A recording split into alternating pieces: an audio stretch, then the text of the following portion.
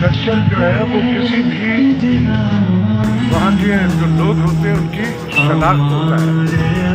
हमारा आज culture day है, ये हमारी रहत, हमारे रस्म रिवाज, हमारी रिवायात, हमारी अक़दार और हमारी ज़मीन जो हमारी शनाख्त है, ये हम उसको रिकॉल कर रहे होते हैं कि हम इससे जुड़े हुए हैं। तो ये बड़ी अच्छी बात है, मनाना चाहिए ताकि हमें अपनी जन्मभूमि से रिलेटेड हर जो उसकी वेरिएशन है उससे जुड़े हुए दिखाई दें दुनिया को।